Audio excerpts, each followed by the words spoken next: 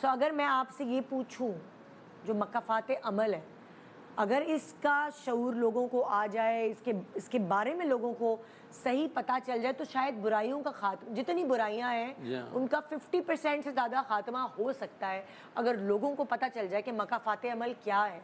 سو میں آپ دونوں سے یہ کہنا چاہوں گی، اس سے پہلے کہ میں اس پروگرام کو شروع کروں، مکافات عمل کے اوپر ذرا روشنی ڈالیں کہ قرآن میں اس کی کیا اہمیت بیان کی گئی ہے، کہ یہ کیا چیز ہے. جی، مکافات عمل کیا چیز ہے؟ دیکھیں اس لفظ پر ہی غور کریں. مکافات کا لفظ آتا ہے کہ عوض، پاداش، بدلہ، جسے آپ عام روٹین میں کہتے ہیں کہ جیسی کرنی ویسے بھرنی. As you sow so shall you reap, کہ جیسا بو گے ویسا کاٹو گے، جو کھیتی میں ڈالو گے دانا وہی تمہیں ملے گا. بالکل. اس کا مطلب یہ ہے کہ آپ جو کر رہے ہیں اس کے اثرات آ رہے ہیں. اہل مغرب اسے فزیکل ورلڈ میں تو مانتے ہیں کہ اگر آپ نے مضر کھانا کھایا تو آپ کی صحت خراب ہوگی. ظاہری والوں سے تو مانتے ہیں، لیکن وہ اس طرح سے نہیں مانتے کہ اگر آپ نے حلال کی جگہ حرام کھایا تو پھر آپ کے اوپر کیا، شخصیت پر کیا اثرات پڑتے ہیں. تو اسلام نہ صرف عمل کی تطہیر کرتا ہے کہ آپ کا عمل اچھا ہو، بلکہ وہ ساتھ نیت کو، فکر کو، سوچ کو بھی، اس کی بھی تطہیر کرتا ہے کہ اس میں بھی پازیٹیوٹی ہو. اللہ کے بتائے ہوئے احکامات پر آپ چلیں گے تو آپ کی شخصیت پر بھی پازیٹیو اثرات ہوں گی، آپ کو اس کی جزا دنیا میں بھی ملے گی اور روز محشر بھی ملے گی.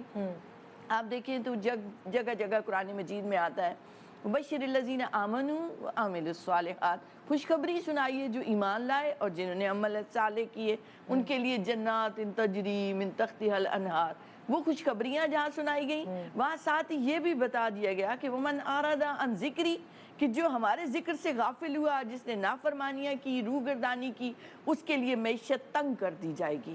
پھر آپ دیکھیں تو اسلام سارے کا سارا جو ہے وہ پورے نظام کو لے کے چلتا ہے. صرف یہ نہیں کہ آپ سجدہ کرتے رہیں اور آپ سے مخلوق خدا کو نقصان پہنچے، آپ ظلم کر رہے ہوں، ناانصافیاں کر رہے ہوں تو پھر آپ کے سجدے قبول ہوں. نہیں، ایسا نہیں ہو سکتا.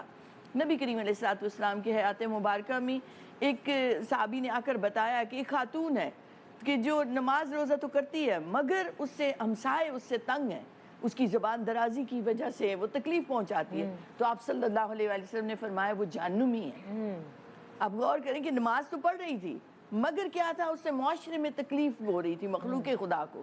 تو اللہ کو ہرگز وہ نمازیں، وہ عبادتیں پسند نہیں آتی کہ جس میں آپ مخلوق خدا کو نقصان پہنچا رہے ہوں، ان پر ظلم کر رہے ہوں، زیادتی کر رہے ہوں کسی بھی طریقے سے. بلکہ الٹا اس کی جگہ ہمیں تاکید کیا کی جاتی ہے، خیر الناس من ینفع الناس، بہترین انسان وہ ہے جس سے فائدہ پہنچے معاشرے کو، لوگوں کو فائدہ پہنچے. اور حضرت لقمان اپنے بیٹوں کو نصیحت کرتے ہیں. اللہ رب العزت نے قرآن مجید میں ذکر کیا، وہ اپنے بیٹوں کو کہہ رہے ہیں کہ اے بیٹو، اگر تم کوئی ذرہ برابر، رائی برابر بھی عمل کرو گے، زمین و آسمان میں کہیں پتھر کے نیچے چھپا ہوا ہے، کائنات میں چھپا ہوا ہے، یاد رکھو وہ اللہ باریک بھی اسے دیکھنے والا ہے، جاننے والا ہے، وہ باخبر ہے. تو اس عمل کی تمہیں لازمی ملے گی، نیکی کا رائی برابر بھی عمل ہے.